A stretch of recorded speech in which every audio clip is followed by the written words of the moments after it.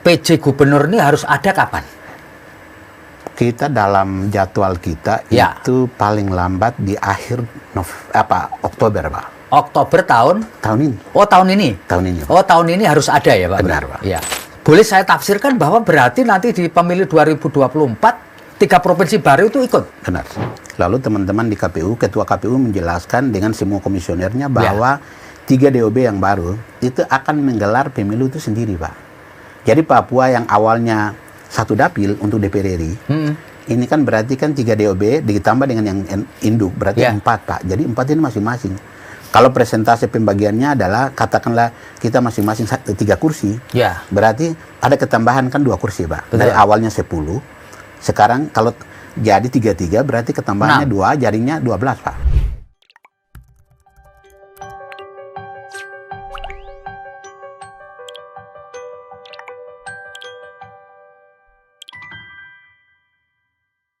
Assalamualaikum warahmatullahi wabarakatuh. Salam damai sejahtera buat kita semua. Shalom, namo buddhaya, dan salam kebajikan.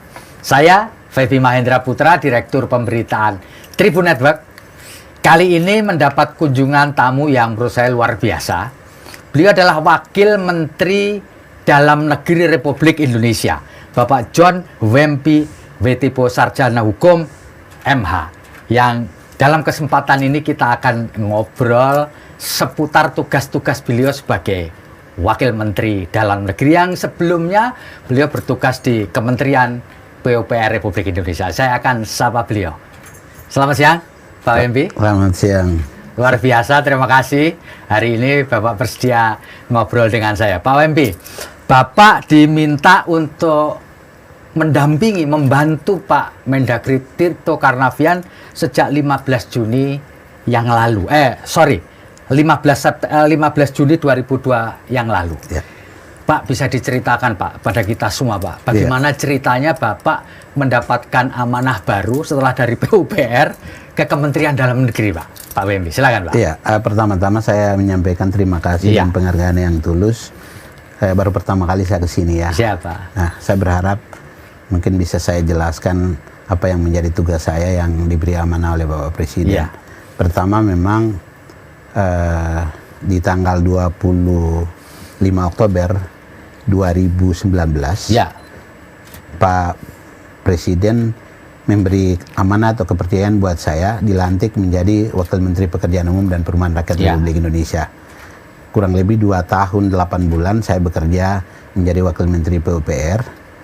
Kemudian tanggal 15 Juni 2022 yang lalu saya ikut dalam daftar reshuffle. Di reshuffle pindah sekolah. Pindah sekolah dari PUPR pindah ke Kemendagri. Nah, beliau sampaikan ke saya supaya ingin kembalikan ke habitat saya untuk membantu Pak Mendagri. Nah, saya berharap kebetulan dengan Pak Mendagri ini kan lama sekali beliau jadi Kapolda Papua. Kita ini satu komunitas diving, satu komunitas diving, dan sudah akrab cukup lama. Ya, kehadiran saya bisa dapat diterima dengan baik, luar biasa. Hari ini saya senang sekali bisa sinergi dengan Pak Tito, dengan semua para pejabat di Kemendagri untuk kita bisa menjalankan tugas yang baru lebih baik. Pak, apa sih yang Pak Presiden tugaskan ke Bapak untuk membantu Pak Tito itu bidangnya apa, Pak?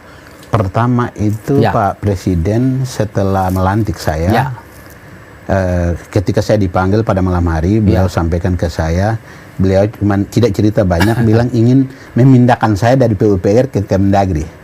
Nanti setelah dilantik, baru besoknya saya dipanggil Pak Presiden. Lalu Pak Presiden menyampaikan kepada saya, ada sebenarnya 2 tugas berat yang harus diselesaikan menurut Pak Presiden. Yang pertama adalah terkait dengan soal Papua. Papua ya Pak ya? Papua ini kan sebenarnya diberikan status khusus atau lex spesialis oleh negara untuk bagaimana mengangkat harkat derajat martabat orang Papua supaya hidup lebih baik. Nah, proses penyelenggaraan Otsus ini sudah berjalan. Kemudian lakukan proses revisi Otsus. Kemudian kemarin kebijakan pemerintah untuk melakukan pemekaran di 3 DOB yang baru. Ya. Nah ini kan sebelum ada penetapan ini kan terjadi pro kontra tolak. Betul. Dan antar ditolak atau diterima. Ya. Kemudian saya dipanggil Pak Presiden sampaikan ini terjadi proses tolak menolak, bagaimana caranya untuk merangkul semua pihak baik yang menolak maupun menerima bahwa ini adalah tujuan untuk kesejahteraan agar dibantu Pak Mendagri untuk segera dilaksanakan.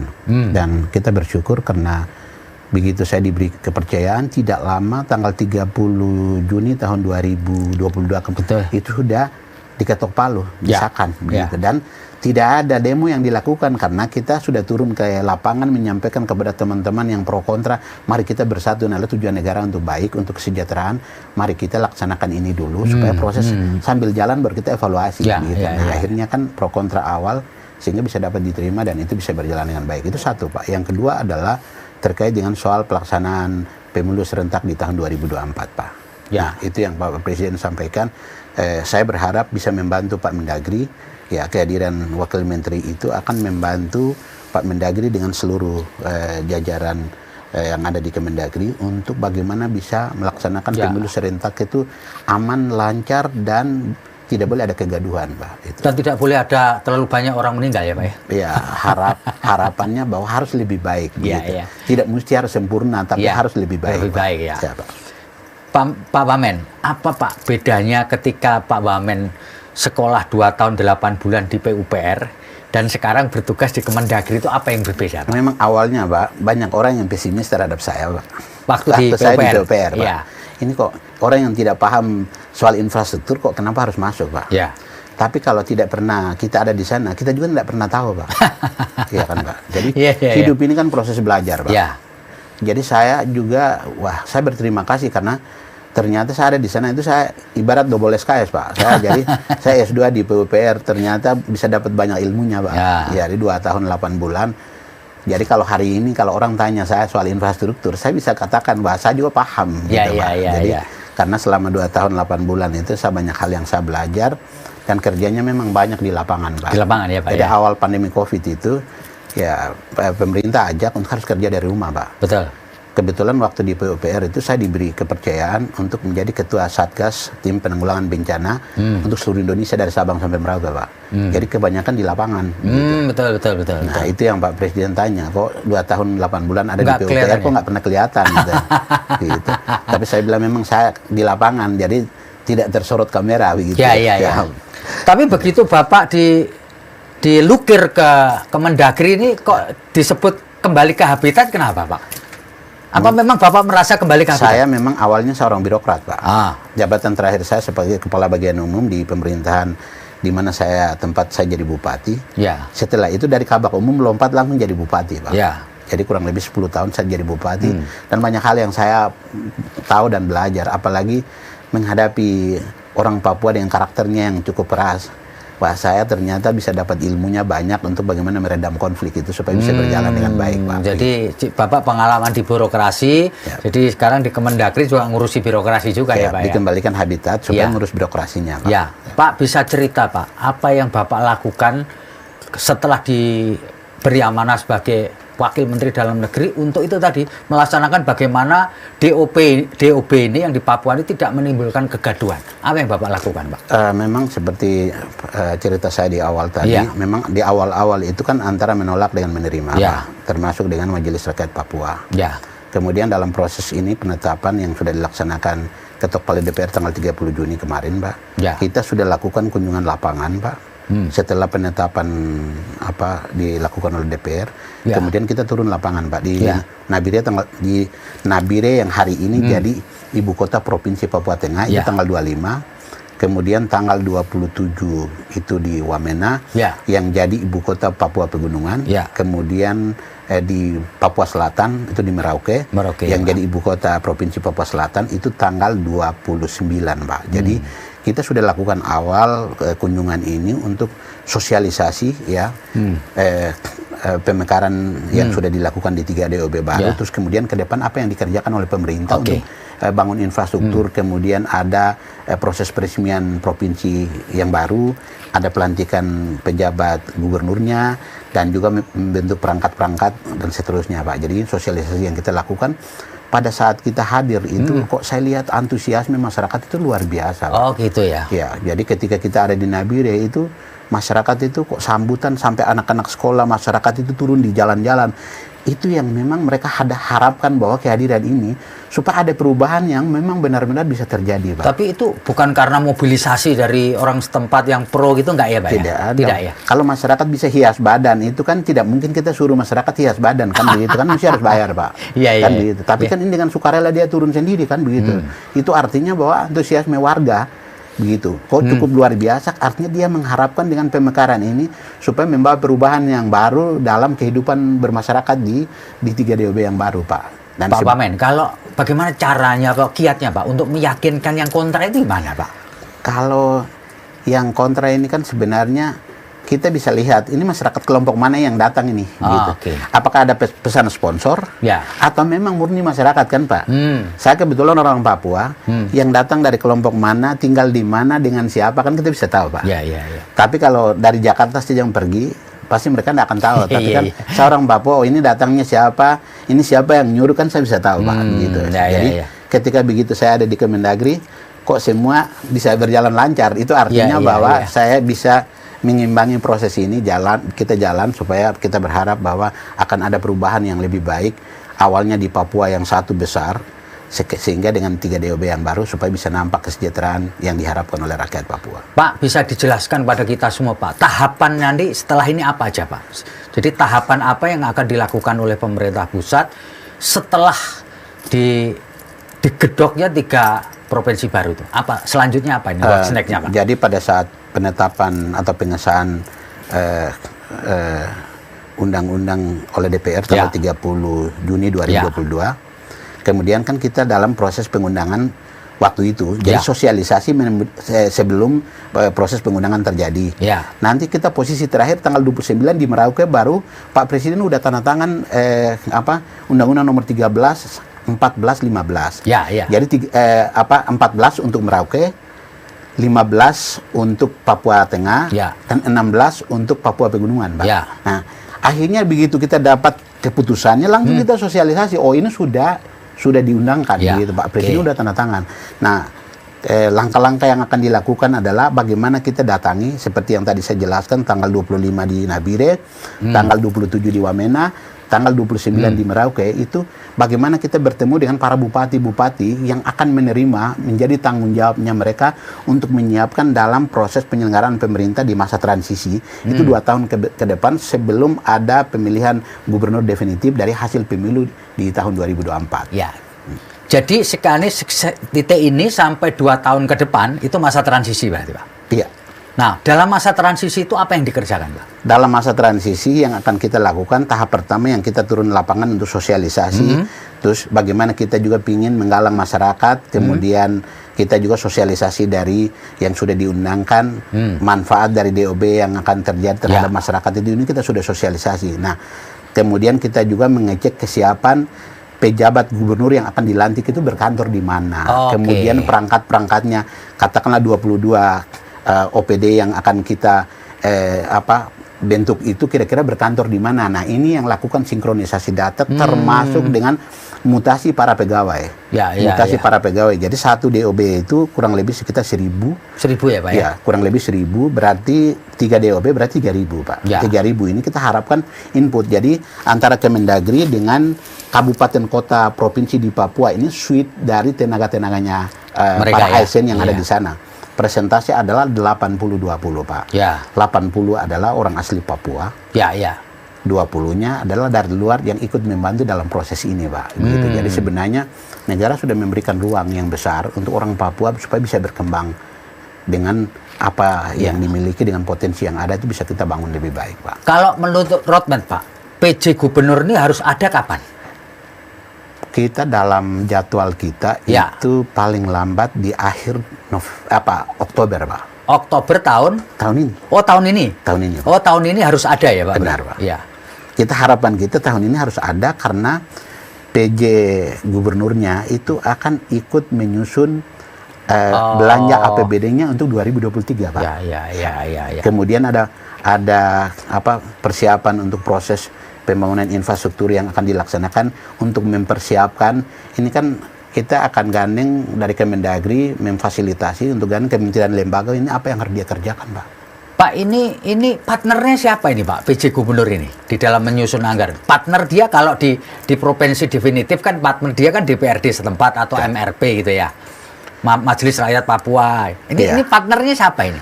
Kalau sekarang kan ini kita belum ada ini tiga DOB belum ada. Nanti hasil pemilu 2024 baru bisa mengisi kursi DPR di provinsi yang baru, Pak. Itu akan terjadi. Nah, untuk sementara itu kan masing-masing dari dapil yang ada di provinsi induk kan ada. Jadi provinsi yang ada yang induk ini dari masing-masing katakanlah dapil di wilayah pegunungan, dia akan mengawasi ikut jalannya roda penyelenggaraan roda pemerintahan di wilayah pegunungan, katakanlah begitu, Pak. Jadi kalau di daerah Papua Tengah itu nanti dapilnya dari Papua Tengah yang ada di DPRP hari ini untuk ikut mengawasi proses pelaksanaan penyelenggaraan pemerintahan di sana, Pak. Pak, boleh dijelaskan, Pak, untuk PJ ini apa harus orang Papua asli atau apa syarat atau ketentuan umum syarat-syarat yang kalau sampai dengan hari ini, Pak, tidak ada rujukan khusus, tidak ada rujukan khusus untuk terkait dengan soal PJ, Pak. Karena PJ ini kan bukan pejabat definitif, Pak. Kalau pejabat definitif itu memang sudah ada undang-undangnya bahwa gubernur dan wakil gubernur harus orang asli Papua, Pak. Itu memang sudah diatur dalam undang-undang Otsus kan gitu, Pak. Yang hasil revisi tetap sama. Untuk yang PJ sekarang itu tidak ada mutlak menyatakan bahwa harus orang asli Papua. Jadi dengan demikian nanti apa wisdomnya? Nah, kan sekarang kan ketentuannya kan jadi PJ kan harus pejabat tinggi madya, Pak. Pejabat tinggi madya berarti pejabat setingkat eselon 1. Nah, kalau sampai dengan hari ini kita rujukannya adalah ke Papua. Tetap ke Papua kan belum ada orang Papua yang ada memenuhi pangkat yang memenuhi syarat ada di kementerian dan lembaga ini kan belum ada, Pak. Jadi nanti dalam proses ini kan memang banyak aspirasi yang masuk, Pak. Gitu ya. Banyak aspirasi dari masyarakat masuk bahwa yang jadi PJ itu harus orang ini. Yang pensiun pun diusulkan, Pak. Tokoh masyarakat pun juga diusulkan, Pak. Tapi tidak ada rujukan yang mengatakan bahwa yang harus dilantik PJ itu adalah masyarakat umum atau yang dianggap tokoh masyarakat itu bisa dilantik kan belum ada, Pak. Sehingga sampai dengan hari ini yang ada adalah yang jadi PJ adalah pejabat. Jadi syarat umum ya yang selama ini diberlakukan untuk daerah-daerah lain kan, Pak. Benar, Pak. Saya tidak tahu ke depannya apakah dengan lex spesialis tadi bahwa akan ada atau tidak, tapi sampai dengan hari ini rujukannya cuma itu, Pak. Pak, kalau sekarang tadi kan Bapak mengatakan nanti secara tersurat Bapak mengatakan bahwa tahun 2024 lah nanti kita baru punya Dewan Perwakilan Rakyat di tingkat provinsi. Benar. 3 itu. Boleh saya tafsirkan bahwa berarti nanti di pemilu 2024 3 provinsi baru itu ikut. Benar. Nah, untuk menentukan itu apa, Pak, yang harus disiapkan ketika mereka ikut? Berarti harus ada dapil baru atau gimana? Iya, Pak. Jadi setelah saya dilantik, kemudian undang-undang ini disahkan, saya datang konsultasi dengan teman-teman KPU RI, Pak. Kemungkinan bahwa mereka itu akan laksanakan pemilu sendiri atau tetap gabung dengan Papua satu dapil. Lalu teman-teman di KPU, ketua KPU menjelaskan dengan semua komisionernya bahwa 3 DOB yang baru itu akan menggelar pemilu itu sendiri, Pak. Jadi Papua yang awalnya satu dapil untuk DPR RI, ini kan berarti kan 3 DOB ditambah dengan yang induk, berarti 4, Pak. Jadi 4 ini masing-masing. Kalau presentasi pembagiannya adalah, katakanlah kita masing-masing 3 kursi, berarti ada ketambahan kan 2 kursi, Pak. Dari awalnya 10, sekarang kalau jadi 3-3 berarti ketambahannya 2, jadinya 12, Pak. 12. Jadi kalau 12 jadi berarti wilayah Papua Pegunungan sendiri, Papua Tengah sendiri, Papua Selatan sendiri dengan Papua Induk hari ini sendiri. Jadi awalnya jatah kursi ke Senayan itu 10. Sekarang dengan 3 DOB yang baru kalau jatahnya adalah 3-3 maka jadinya 12, Pak. 12 ya. Nah, total seluruh Papua yang DOB sama Induk ya. Benar. Hanya saja dalam penjelasan yang kami terima dari Ketua KPU RI dengan komisionernya itu bahwa tidak akan membentuk KPU provinsi di 3 DOB yang Oh, baru, tidak ada, Pak. Jadi ditangani oleh Papua Indo. Benar sekali. Karena Ya. kan mereka ini kan masing-masing korwil-korwilnya ada, Pak. Oke. Jadi katakanlah di Papua Selatan itu dari 7 anggota komisioner di provinsi yang ada, nanti di Papua Selatan nanti satu korwil yang dia tangani, nanti kolaborasi dengan para KPU kabupaten kota yang ada di sana, Pak. Gitu. Nah, sama dengan pegunungan maupun di. Jadi kesimpulannya tidak akan membentuk Bawaslu maupun KPU di masing-masing provinsi. Akan ada, tapi hanya yang selama ini ada kabupaten kota saja. Nah, iya. Tapi Jadi, untuk provinsi nggak ada, Pak. Ya, jadi provinsinya nggak ada, termasuk Bawaslu-nya nggak ada. Tidak ada. Diserahkan sebenarnya kepada kota kabupaten selama ini yang sudah menjalankan fungsinya selama ini ya, Pak? Benar. Nah, Pak, kalau memang seperti itu, apakah berarti nanti di pemilihan gubernur di 3 provinsi ini juga akan dilakukan oleh KPU Indo Papua? Kalau itu pasti. Pasti. Tadi, karena kan perangkatnya untuk provinsi kan belum ada. Tapi kan yang dilaksanakan oleh KPU kabupaten kota kan begitu. Betul. Tapi dibantu oleh KPU provinsi kan begitu, Pak. Iya. Pak, kalau boleh saya tahu, apakah memang di dalam proses pemekaran provinsi di Papua ini akan ada provinsi lagi? Setelah tiga ini. Untuk di Papua itu memang. Enggak, maksudnya seluruh Papua termasuk Papua Barat ya, Pak? Iya, kalau di Papua itu awalnya itu kan berharap ada pemekaran Papua Utara, Pak. Ya. Papua Utara itu yang masuknya adalah daerah Saireri, Pak. Tapi kan sampai dengan hari ini kan kita belum ada, Pak. Ya. Yang ada itu Papua Barat Daya, Pak. Papua Barat Daya. Papua Barat Daya. Untuk Papua Utara kenapa, Pak? Kok belum ada, kenapa? Karena kemarin setelah lakukan pemetaan, Pak, di Papua Selatan itu kan masuk 4 kabupaten, Pak. Betul. Kemudian Papua Pegunungan itu 8, Papua Tengah kan 8, Pak. Ya. Sisanya itu yang masuk di induk, Pak. Ya. Nah, kalau kita bagi lagi Saireri, ya, itu berarti semakin kecil, Pak. Nah, sekarang dengan Papua induk yang ada sekarang, ini kan wilayah di pesisir semua ini, Pak. Ya. Jadi sebenarnya kan dengan yang ada ini kan sebenarnya udah cukup, Pak.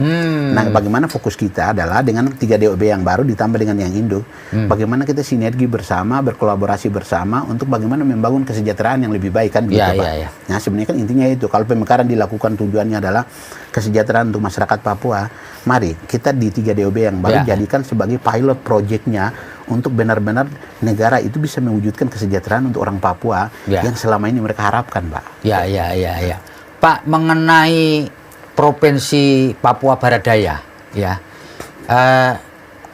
apa pertimbangannya, Pak, memunculkan Provinsi Papua Barat Daya? Apakah karena ini memang wilayah suku tertentu atau gimana, Pak? Sebenarnya tidak juga, Pak. Ini kan dari awal kan udah masuk, tapi kan ini kan kemarin kan sudah dilakukan proses ini dari inisiatif DPR, Pak. Nah, inisiatif DPR ini yang sedang kita jalankan. Kemendagri adalah bagaimana untuk pengatur regulasi, kita ikut bersinergi bersama Komisi 2 untuk dalam proses ini, Pak. Nah, kita tidak tahu apakah dalam proses perjalanan ini akan ditetapkan tahun ini, atau mungkin tahun depan, atau mungkin 2025, kan kita sedang proses ini, Pak. Gitu. Kalau ada pertanyaan, Pak, mengapa di daerah lain moratorium belum dibuka, tetapi di Papua justru dimekarkan? Apa yang bisa argumentasinya gimana itu, Pak? Jadi kan negara kita ini kan yang mempunyai lex spesialis itu ada 4, Pak. 4 ya? 4. Ya. Aceh, DKI, Jogja, sama Papua, Pak. Nah, Papua, kenapa dilaksanakan pemekaran hari ini? Karena lex spesialis tadi, Pak. Berarti kan kekhususan, Pak. Kalau di tempat lain, banyaknya aspirasi yang masuk untuk ingin memekarkan kota, kabupaten, maupun provinsi, belum dapat dilakukan karena sampai dengan hari ini itu belum dicabut moratorium, Pak. Nah, sehingga dalam proses moratorium, apalagi negara diperhadapkan dengan masalah yang besar dengan adanya pandemi COVID, kemudian ekonomi juga tidak menentu, bukan hanya di negara kita, tapi secara global kan, seluruh dunia, betul. Seluruh dunia, Pak. Itu berdampak kepada proses yang akan kita lakukan, Pak. Karena proses yang akan kita lakukan itu kan terkait dengan soal pembiayaan. Betul. Itu juga dialokasikan dengan dana APBN untuk membiayai proses ini. Karena tidak bisa kita mandiri, Pak. Nah, sehingga kenapa moratorium ini dicabut? Karena memang kondisi keuangan belum memungkinkan itu untuk dilakukan, Pak. Pak, kalau kita melihat bahwa yang tadi Bapak sebutkan ada 4 provinsi. Nah, satu kekhususan dari Papua adalah adanya dana otsus, Pak ya. Benar. Otonomi khusus yang sudah berlaku 20 tahun. Menurut Bapak, kita mau apain ini dana otsus ke depan ini, Pak? Kalau dana otsus ya memang, apakah lanjut begitu saja atau apa yang harus kita lakukan? Harus lanjut, Pak. Kenapa harus lanjut? Ya. Karena otsus ini adalah kebijakan negara memberikan alokasi dana ini untuk orang Papua, Pak. Ya. Nah, bagaimana dengan kebijakan ini supaya terjadi perubahan? Ya. Perubahan dari sisi infrastrukturnya yang bisa kita bangun, tapi SDM-nya juga kita bangun, ekonominya kita bangun, pendidikan juga kita bangun, kesehatan juga kita bangun. Nah, otsus ini kan sudah berjalan kurang lebih sekitar 20-an tahun, Pak, ya, sejak disahkan di tahun 2001. Nah, sampai dengan hari ini memang banyak keberhasilan yang sudah dilakukan. Kan banyak anak-anak Papua yang diberi kesempatan untuk sekolah keluar kan, baik di Eropa, di Amerika, di Australia, dan mereka ini diberi kesempatan, dan itu menggunakan dana otsus, Pak. Begitu. Sehingga ketika anak-anak ini sudah mendapatkan ilmu, kesempatan yang lebih baik, mereka kembali supaya bagaimana bisa membangun Papua itu ke depan bisa lebih baik, gitu, Pak. Nah, apa yang perlu diperbaiki atau dievaluasi atau ditinjau kembali, Pak, terkait dengan pelaksanaan otsus? Otsus itu kan kebijakan yang harus diimplementasikan di lapangan, ya. Betul kan, Pak ya? Benar, Pak. Ya. Apa yang perlu Nah, itu yang perlu sosialisasi panjang buat rakyat untuk paham, Pak. Karena otsus ini kan tidak berwujud, Pak. Tapi itu adalah kebijakan yang diberikan oleh negara untuk Papua, Pak. Termasuk dengan soal kewenangan untuk mengelola dana otsus, Pak. Dana otsus itu kan dengan setara DAU nasional kan, dengan terakhir hasil revisi kemarin kan awalnya 2%, sekarang kan jadi 2,25%, Pak. Betul. Nah, dana ini kan sebenarnya kan yang dikelola adalah para bupati, wali kota, gubernur kan, Pak. Nah, kita harapkan ke depannya adalah bagaimana dana otsus ini benar-benar menyentuh kepentingan masyarakat. Kita bagaimana membuka diri untuk transparansi pengelolaan dana otsus itu penting, Pak. Supaya edukasi dari dana yang dikelola, dimanfaatkan itu benar-benar bisa menyentuh kepada kepentingan rakyat itu. Dari pendidikannya, pelayanan kesehatannya, ya, ekonominya itu bisa berjalan. Gitu. Nah, sampai dengan hari ini Ketua DPR Provinsi Papua itu menyampaikan bahwa ada otsus, tapi ternyata pemberdayaan ekonomi itu kabupaten itu bisa alokasikan cuma 5 miliar kan begitu. Nah, ini yang mungkin juga hal-hal seperti ini yang perlu kita perbaiki. Kalau ini adalah untuk kesejahteraan, kira-kira kita memberi ruang yang lebih besar kemana? Alokasi anggarannya kemana? Katakanlah pendidikan atau kesehatan, atau mungkin peningkatan ekonomi masyarakat, ini yang mungkin perlu ke depan bisa evaluasi. Nanti saya berapa kali diskusi dengan Pak Menteri, beliau sampaikan bagaimana mengawal proses ini sehingga dana ini bisa kita kawal, 3 DOB yang dijadikan sebagai pilot project untuk dalam proses penyelenggaraan pemerintahan, Pak. Pak, boleh diceritakan, Pak, dalam implementasi dana otsus itu krusial poin yang paling utama apa, Pak? Pengawasankah? Apa pengawasannya, ataukah kemudian sistem distribusinya, atau apanya, Pak? Ya, sekarang kan dengan hasil, ya ini bukan hasil evaluasi tapi dengan hasil yang kita lihat dari proses penyelenggaraan otsus kurang lebih sekitar 20-an tahun dengan mengelola dana yang cukup besar, ya. Akhirnya kan supaya ada yang bisa diawasi. Ini kan sehingga kan terbentuklah yang namanya BP3OKP, Pak. BP3OKP itu adalah salah satu badan yang bagaimana untuk mengelola, mengawasi terkait dengan pelaksanaan dana otsus, Pak. Jadi sampai hari ini kalau rakyat Papua katakan bahwa otsusnya gagal, sehingga kenapa harus ada badan ini BP3OKP? BP3OKP ini tuh linknya bukan hanya Kemendagri, Pak. Ini kementerian lembaga. Jadi ini PUPR mau kerja apa? Perhubungan mau kerja apa? Iya kan? Jadi ini sinergi dengan Bappenas. Jadi kita bisa rencanakan dengan alokasi anggaran yang akan didistribusikan buat Papua itu dengan infrastruktur yang akan kita kerjakan. Ini adalah dibawa dengan BP3OKP. Ini satu badan yang bisa mengawasi dengan dari evaluasi 20 tahun yang lalu, Pak. Iya. Pak, Bapak kan punya pengalaman 10 tahun jadi kepala daerah, betul ya, Pak ya? Nah, tentu ketika menjadi kepala daerah, Bapak juga mengelola dana otsus untuk kepentingan masyarakat. Apa yang Bapak lakukan ketika menjadi kepala daerah itu yang membuat dana otsus itu betul-betul bisa dirasakan oleh kabupaten yang Bapak pimpin dalam konteks ini? Kurang lebih 10 tahun, Pak. Saya itu bebaskan biaya sekolah, Pak. Itu satu ya, Pak ya, bebaskan biaya sekolah ya. Biaya sekolah. Untuk semua tingkat. Semua tingkatan, Pak. Iya, mulai SD, kecuali perguruan tinggi, Pak. Mulai dari PAUD sampai dengan kan SMA. Benar, Pak. Itu satu ya. Kecuali perguruan tinggi. Satu ya, untuk pembebasan biaya SPP, biaya sekolah. Terus apa lagi, Pak? Implementasi. Berobat, Pak. Oh, berobat. Bebaskan untuk biaya berobat itu gratis, Pak. Jadi di biaya baik di puskesmas maupun di rumah sakit. Benar. Ya. Jadi kita bebaskan supaya rakyat yang datang, apapun keluhan dia itu bisa diobati dan dia tahu bahwa yang dibiayai adalah menggunakan dana otsus, Pak. Oke. Yang ketiga, Pak? Kemudian kita modalin masyarakat asli untuk mengembangkan ekonomi, bahkan kita menggunakan dana otsus untuk bangunkan pasar-pasar khusus. Pasar khusus untuk orang asli Papua, Pak. Oke. Kenapa kita bangun pasar untuk orang asli Papua? Supaya dia tidak rasa minder dengan saudara-saudara kita pedagang-pedagang dari luar. Ya. Karena dari sisi ilmunya, mungkin dia berdagang itu jauh ilmunya lebih tinggi ketimbang dengan orang kita, Pak. Ya. Makanya kenapa dibuatkan pasar khusus? Supaya dia bisa dapat mengelola potensi yang dia punya, hasil yang dia punya, tetapi di situ diberikan tempat khusus, tapi tidak dibebanin biaya, Pak. Nah, itu dibangun dari dana otsus, tapi untuk kesejahteraan masyarakat, Pak. Jadi, ya. Nah, kemudian kita juga mengirim anak-anak pergi sekolah keluar dibiayai dari dana otsus, Pak. Gitu. Itu ya, yang implementasi yang dilakukan seperti itu ya, Pak. Benar. Ya? Pak, kalau Bapak lihat, mengapa ada masih banyak orang yang menganggap bahwa dana otsus itu lenyap atau tidak bisa dirasakan? Apa ya biasanya, Pak, yang menyebabkan munculnya keluhan semacam, saya nggak merasa mendapatkan benefit dari dana otsus itu apa biasanya, Pak? Ya, sebenarnya kan dana otsus itu tidak untuk dibagi-bagi, toh, Pak. Itu penting ya, Pak kan? Ya. Persepsi ini yang harus kita rubah, Pak. Ya. Jangan sampai dianggap oleh negara kasih uang ini untuk dibagi-bagi kepada kayak rakyat. BLT gitu ya, ya kan, Pak? Tetapi negara ini kasih uang ini, porsi untuk pendidikan itu berapa persen, kesehatannya berapa persen, infrastrukturnya berapa, kan sebenarnya kan kita ada dana DTI, Pak. Ya. Karena infrastruktur otsus itu cukup besar, Pak. Itu 2 atau 3 triliun, Pak. Gitu. Kemudian dana transfer fresh money yang transfer ke kabupaten kota itu kan ada. Ya.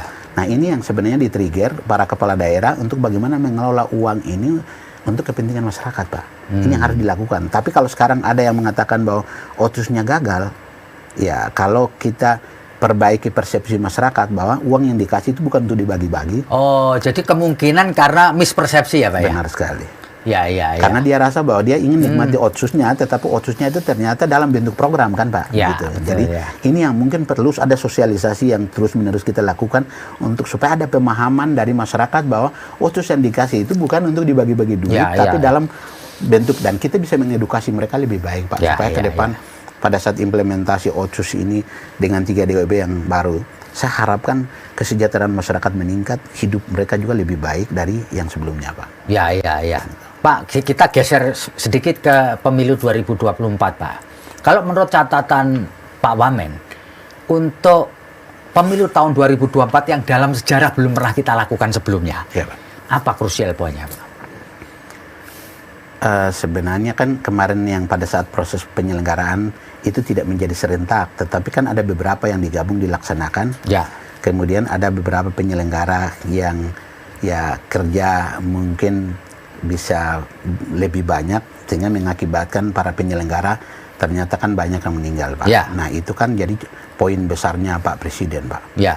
Nah, itu yang beliau harapkan dalam sepanjang sejarah Republik ini baru pertama kali negara akan menjalankan pemilu serentak, baik pemilu legislatif, pilpres maupun pemilu kada, Pak. Ya. Nah, ini yang diharapkan oleh Bapak Presiden supaya Kemendagri untuk yang bisa mengatur regulasi ini tuh mengawal proses ini sampai penyelenggaraan pemilu serentak 2024 itu bekerja sama antara Kemendagri, Komisi 2 DPR, Bawaslu, kemudian KPU RI, kita bersinergi untuk bersama-sama bagaimana proses penyelenggaraan itu bisa berjalan dengan baik, Pak. Gitu. Jadi ini yang kita harapkan, dan juga Pak Presiden mengharapkan dari sisi budgeting anggarannya kemudian bisa dapat terukur dengan baik sehingga tidak boleh ada kegaduhan-kegaduhan yang ada di lapangan, bagaimana kita bisa meminimalisir proses ini bisa berjalan lebih baik, Pak. Pak, menjelang pemilu 2024 ini kan banyak benar yang harus diurusi oleh Kementerian Dalam Negeri, terutama terkait dengan penunjukan PJ kepala daerah. Nah, apakah ini menurut Bapak ini PR berat atau biasa saja, Pak? Jadi tugas Kemendagri untuk ratusan kepala daerah kan harus di PJ kan, Pak, ya? Betul kan, Pak? Benar, Pak. Dan ini tidak mudah juga karena saking banyaknya untuk menentukan ini. Banyak kepentingan yang harus diakomodir, banyak aspirasi yang mungkin tidak bisa terakomodir oleh regulasi. Gimana Pak ini, Pak, menurut Bapak? Sebenarnya kan kalau PJ katakanlah Bupati Wali Kota, ini kan sudah ada ketentuannya, Pak. Ya. Pejabat yang ditunjuk adalah pejabat tinggi Pratama, ya, Pak. Ya. Setingkat pejabat eselon 2. Ya. Kan kita banyak orang, Pak. Ya. ASN kan banyak, Pak. Ya. Tapi ASN juga kan dipilih ASN yang memiliki kemampuan untuk dalam proses penyelenggaraan ini, Pak. Dan kita, kenapa Pak Menteri sampaikan bahwa para PJ ini tidak menggunakan kos politik, Pak. Beda dengan menggunakan kos politik. Ya. Sehingga Pak Menteri berharap bahwa PJ yang ditunjuk ini tidak boleh dilakukan penyimpangan, Pak. Sehingga ini jadi model evaluasi kita. Oh, ternyata pada saat proses kepemimpinan meskipun dalam masa transisi 2 tahun ke depan sampai dengan pemilu kepala daerah secara serentak itu dilaksanakan, ternyata PJ yang ditunjuk itu lebih baik karena tidak menggunakan kos politik, Pak. Sehingga dia bisa mengimbangi proses dengan pelayanan publik yang bisa lebih baik, Pak. Karena tidak terbebani dengan kos politik tadi, Pak. Nah, sehingga proses ini sudah berjalan, menurut saya itu Kemendagri sudah lakukan memang sesuai dengan ketentuan perundang-undangan yang ada, Pak. Dengan peraturan yang sudah ada, sudah dilakukan, dan sampai dengan hari ini itu kan tidak ada kegaduhan yang menimbulkan terkait dengan pelantikan PJ-PJ yang sudah kita lakukan, Pak. Ya, Pak, kemarin saya ngobrol dengan Ketua Ombudsman Republik Indonesia. Beliau menyebutkan bahwa perlu ada payung hukum sebenarnya terkait dengan penunjukan PJ pada kesempatan kali ini karena masa tugasnya ada yang melebihi 1 tahun. Dan menurut fatsunnya harusnya mereka tidak boleh lebih dari 1 tahun.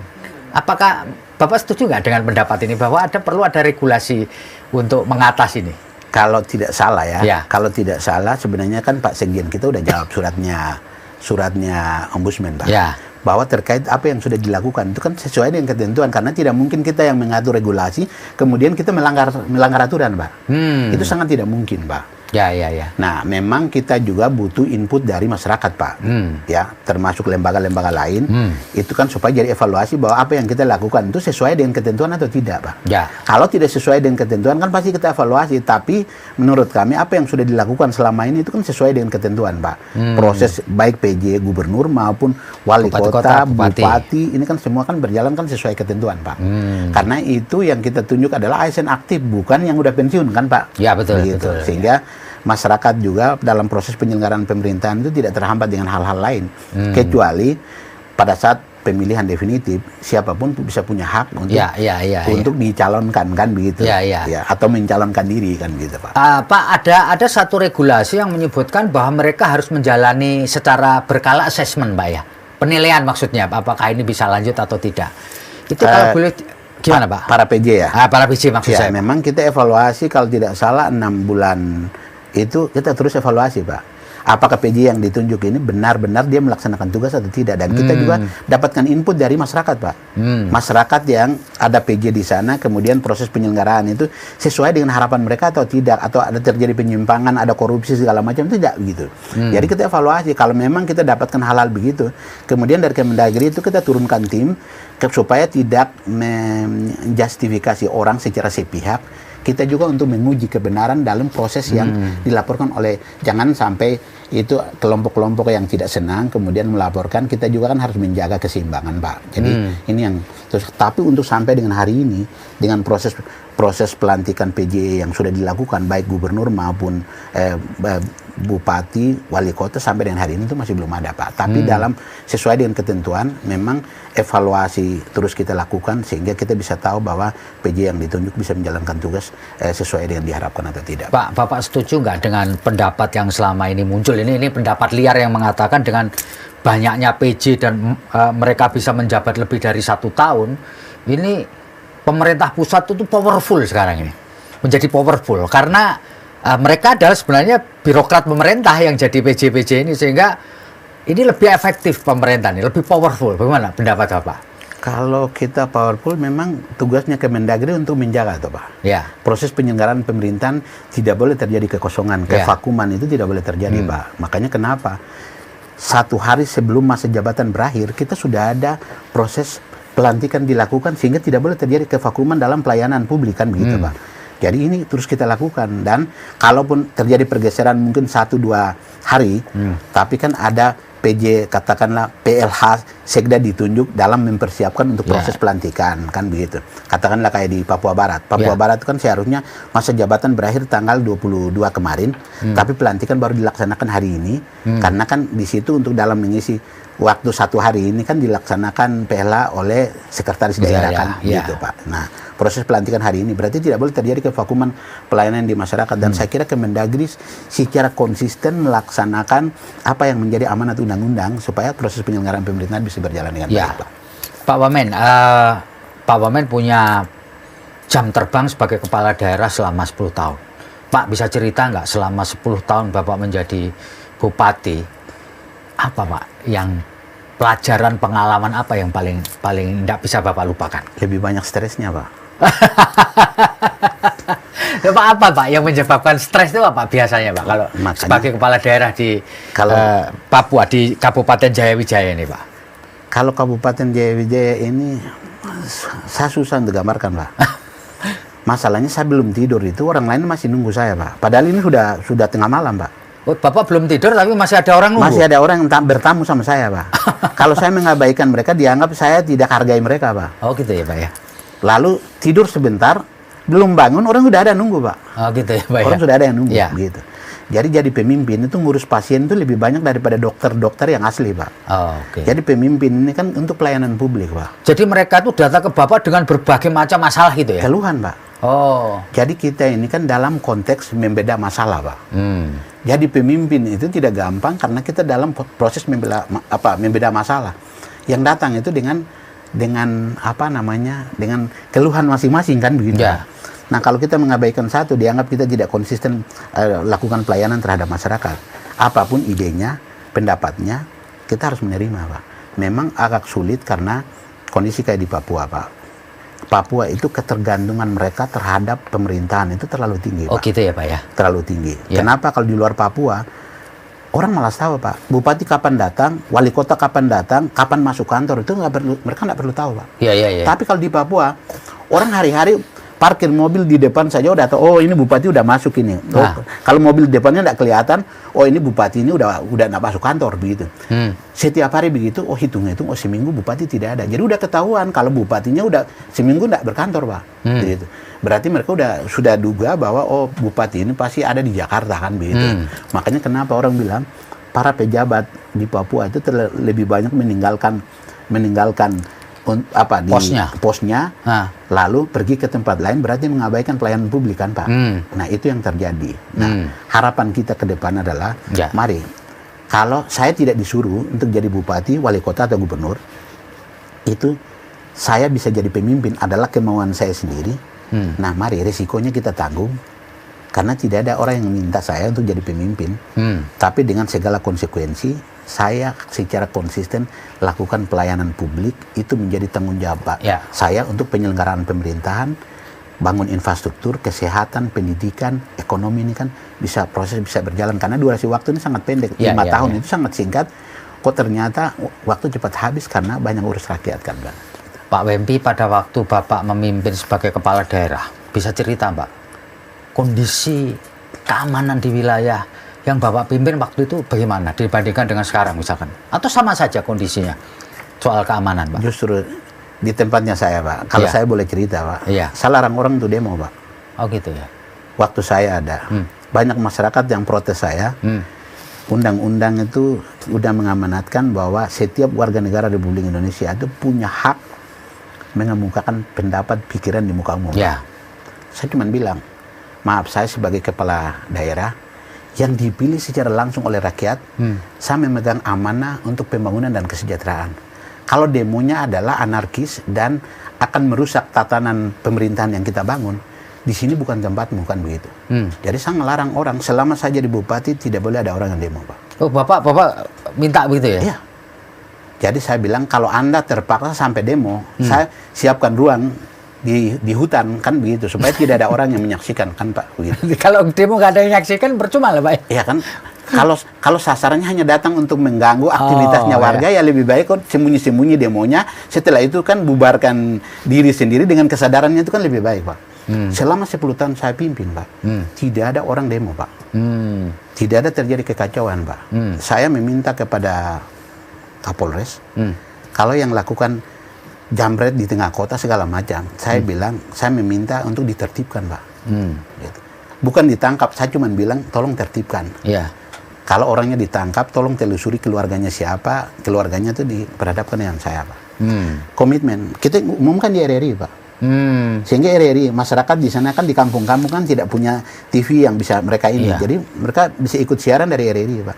Hari ini Bupati buat apa, keluarkan statement apa, diumumkan di RRI, Pak. Sehingga masyarakat ikuti dan bisa laksanakan. Dan saya bersyukur karena selama 10 tahun semua tertib jalan, tidak pernah ada kekacauan yang terjadi.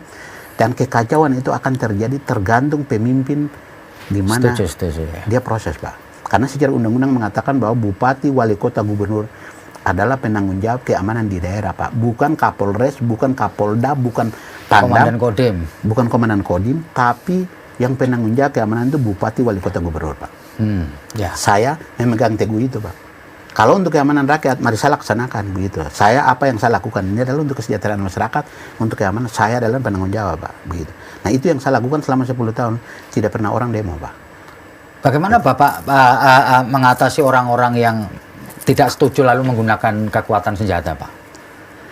Kalau kekuatan senjata ini kan intinya kan bagaimana kan kita bisa berkomunikasi, tuh. Oke. Iya kan? Iya. Kan mereka itu kan warga masyarakat saya. Saya tidak pernah menganggap mereka itu bahwa ini kelompok berseberangan jalan. Saya nggak memperhatikan mereka, nggak, Pak. Saya anggap sepanjang kamu ada di wilayah saya, bahwa kamu adalah rakyat saya dan saya wajib untuk memperhatikan semua orang tanpa membedakan suku, ras dan agama, Pak. Nah, itu yang kita lakukan dan semua kita berhasil, Pak. Nah, seharusnya sekarang para pemimpin itu membuka diri, membuka ruang untuk merangkul semua pihak, Pak.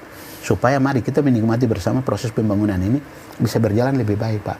Tapi kalau kita membangun oposisi dengan kelompok yang berseberangan, orang yang mengkritik kita, pasti perbedaan itu akan semakin tajam, Pak. Gitu. Nah, itu supaya tidak terjadi, mari kita rangkul proses pembangunan, libatkan mereka dalam proses pembangunan, supaya mereka lupa dengan hal-hal yang negatif, Pak. Sehingga bisa kita laksanakan. Dan itu menjadi pelajaran yang berharga selama saya 10 tahun jadi bupati, Pak. Sehingga semua bisa berjalan. Saya masyarakat saya itu cuma hanya makan pagi sama makan malam, Pak. Tidak pernah makan siang, Pak. Oh, memang karena budayanya begitu, Pak. Oh, budaya nggak ada makan siang. Tapi saya ajar mereka makan siang, Pak. Supaya apa, Pak? Ajar mereka makan siang. Jadi saya bilang pada saat pagi hari makan pergi ke ladang atau ke kebun. Siang hari dia petik sayur di kebun, kamu pulang, kamu masak lagi, makan, diajarkan, Pak. Gitu. Jadi siklus hidupnya mereka ini kita ajarkan, selama ini kamu salah, kamu harus begini, supaya bisa proses, Pak. Jadi sebenarnya kan edukasi itu bisa kita lakukan di mana siapa yang pimpin, lalu ajak SKPD teknis untuk mengajarkan mereka supaya menumbuhkan kesadaran supaya proses hidup itu bisa lebih panjang, kan? Pak, ini last question, Pak. Sepanjang Bapak menjadi kepala daerah di Papua, berapa kali daerah Bapak dikunjungi oleh Presiden Republik Indonesia? Pak Presiden itu yang menurut saya sampai dengan hari ini saya tidak bisa lupa, Pak. Itu Pak Presiden sudah 6 kali datang. Waktu saya jadi bupati, Pak. 2008. Saya jadi bupati tahun 2008, Pak. Nanti setelah Pak Jokowi ini kan mulai 2014 ya. Betul. 2014. Selama beliau jadi presiden dan selama saya jadi bupati, mulai dari 2014, beliau saja belum dilantik setelah terpilih jadi presiden, belum dilantik itu kunjungan pertama di Wamena, Pak. Pak Presiden datang. Nah, beliau itu datang, kemudian kita buat acara adat dengan masyarakat untuk buat syukuran beliau terpilih sebagai presiden, Pak. Itu pertama waktu saya jadi bupati, sampai beliau terkesan pertama sekali beliau datang lihat Wamena kondisi begitu, akhirnya menggugah hati beliau untuk bagaimana membangun infrastruktur di wilayah pegunungan bisa lebih baik, Pak. Nah, satu hal yang menurut saya itu jadi kesan yang paling istimewa buat saya adalah ketika Pak Presiden ada di tengah-tengah masyarakat di Stadion Pendidikan Wamena, Pak. Nah, Stadion Pendidikan Wamena itu di dalam stadion yang biasa orang main sepak bola. Ya. Sekarang ini sudah dipenuhi oleh masyarakat, Pak. Ribuan masyarakat, kurang lebih sekitar 15 ribuan orang, Pak. Yang lain di tribun, tapi yang lain duduk di bawah, Pak. Ya. Nah, dari ujung sampai ujung itu ditaruh makanan, Pak. Makanan yang sudah dibakar batu itu dari ujung sampai ujung itu ditaruh, Pak. Lalu masyarakat duduk rapi. Ya. Lalu Pak Presiden tanya sama saya, dia bilang, Pak Bupati, di depan itu apa? Begitu. Lalu saya sampaikan, saya bilang, Bapak itu makanan. Dari ujung sana sampai ujung itu makanan. Kenapa kok ribuan orang masyarakat, tapi kok dia tidak mau ambil makanan? Ya. Gitu. Saya bilang, Bapak, budaya di sini, ini bukan soal makan banyak atau makan sedikit, Pak. Tapi ada pemimpin-pemimpin yang nanti akan berdiri di titik tertentu, lalu dia yang ambil, dia bagikan. Bagikan sedikit, supaya semua orang itu bisa mendapatkan bagian dari yang dia makan. Ini soal makan banyak atau soal makan sedikit, tapi bagaimana untuk membangun kebersamaan. Gitu. Wah, beliau terheran-heran. Kalau dia bilang, kalau kita acara di Jawa sana, makanan udah di depan, orang udah ambil. Tapi ini tertibnya luar biasa. Tapi pada saat proses yang sama, kita juga ada bakar batu, ya. Bakar batu itu harus nunggu Pak Presiden untuk buka acara bakar batunya. Tapi di tengah-tengah acara itu, ternyata ada hujan yang begitu turun, sangat lebat sekali hujannya. Dan itu 1 kilo lagi hujan itu masuk di stadion. Kemudian rupanya Pak Presiden itu memperhatikan arah hujannya. Gitu. Kok 1 kilo masuk, kok ternyata hujan itu bagi arah begitu. Bagi arah, terpencar begitu. Ternyata di stadion itu tidak turun hujan, Pak. Lalu Pak Presiden tepuk saya di belakang, Pak. Tepuk saya belakang, baru dia tanya, Pak Bupati, di sini ada pawang hujan nggak? Begitu. Saya sampaikan, saya bilang, Bapak, tidak ada pawang hujan di sini. Semua orang yang ada di depan ini sedang berdoa kepada Tuhan supaya jangan mempermalukan saya yang mengundang Bapak ke sini, ditambah dengan rakyat ini, kalau kita bahasa kuyup, supaya tidak mempermalukan. Gitu. Dan doanya mereka itu yang dikabulkan Tuhan, sehingga hujan itu bisa tercempat. Kalau tidak ada 1 titik hujan pun yang turun, Pak. Dia bilang, wah, luar biasa. Kok ternyata di sini tidak ada pawang hujan. Kalau di Jawa sana ada acara sedikit-sedikit, ada amplop untuk pawang hujan, kan gitu. Ini kan jadi kesan yang sangat baik menurut saya. Nah, bagaimana beliau meyakini dengan sebenarnya masyarakat yang punya adat yang paling kuat, sebenarnya kalau pemimpinnya bijak, sebenarnya bisa atur masyarakat kehidupannya lebih baik. Intinya lebih tertib gitu ya, benar sekali, Pak. Pak, waktu Pak Jokowi naik trail itu di wilayah kerja Bapak nggak tuh? Benar sekali. Nah, itu apa? Bagaimana ceritanya kok bisa tiba-tiba beliau kepingin naik motor di wilayah yang ya boleh disebut daerah yang konflik lah gitu? Benar sekali. Memang awalnya itu kan saya yang gagas jalan itu, Pak. Wamena Habema Memukuyuguru, Pak. Karena jarak antara Jayapura Wamena itu kan 584 kilo, Pak. Kemudian dari Wamena ke Pantai Selatan itu hanya ditempuh dengan 280 kilo, Pak. Nah, 280 kilo itu yang melewati Habema. Nah, Habema waktu itu yang Pak Presiden naik motor trail itu saya masih bupati waktu itu. Nah, sehingga bagaimana proses itu bisa berjalan. Akhirnya kita doronglah program ini. Kemudian kita waktu itu ketemu dengan Menteri PUPR, ya. Itu kalau tidak salah masih Pak Basuki. Untuk meminta itu masuk jadi ruas jalan nasional, Pak. Nah, sekarang sudah menjadi ruas jalan nasional. Ini bisa terbangun dengan baik, sehingga bisa akses semua bahan pokok itu bisa lewat laut, tapi masuk dari arah Duga, Pak. Nah, sehingga akhirnya dalam proses perjalanannya banyak jadi gangguan keamanan, sehingga kemarin waktu saya jadi Wakil Menteri PUPR, sementara kita pending programnya di situ, untuk alihkan fokus dari Jayapura Wamena dan 500 yang tersisa 70 kilo yang harus kita kerjakan. Ya, saya berharap dengan 70 kilo yang masih tersisa itu, sebelum Bapak Presiden berakhir di tahun 2024, bisa tersambung, bisa teraspal dengan baik. Itu kalau tidak salah nilai investasinya kurang lebih 1,7 triliun. 1,7 triliun. 1,7 triliun. Saya berharap mungkin ini menjadi penugasan Kementerian PUPR agar sebelum Bapak Presiden berakhir di tahun 2024 agar bisa kelar semua, sehingga DOB yang baru untuk Papua Pegunungan ini tidak semua harus barang akses lewat udara, tetapi lewat darat. Ini akan jadi jalan pembangunan dan ekonomi untuk masyarakat 9 kabupaten di wilayah Pegunungan Tengah Papua. Pada waktu naik motor, Bapak ketar-ketir nggak?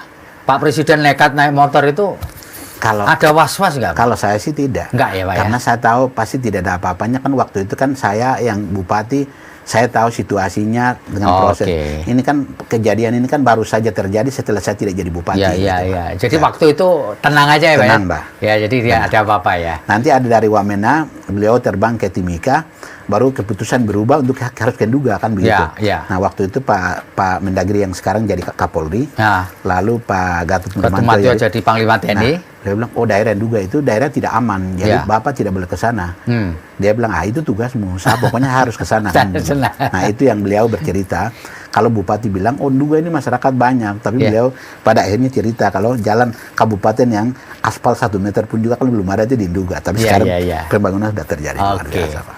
Baik, terima kasih Pak Wakil Menteri Dalam Negeri Republik Indonesia, Pak John Wempi Wetipo. Luar biasa, meskipun kita ngobrol tidak begitu panjang, tapi kita sudah mendapatkan gambaran mengenai tugas beliau dan apa saja yang akan dilakukan di wilayah Papua dan apa saja yang perlu kita persiapkan untuk pemilu 2024 atau pemilu serentak. Demikian saya ucapkan terima kasih Pak Wamen. Terima kasih atas Pak. Penjelasannya. Saya Feby Mahendra Putra pamit undur diri. Kita akan bertemu dalam dialog dengan tokoh yang lainnya.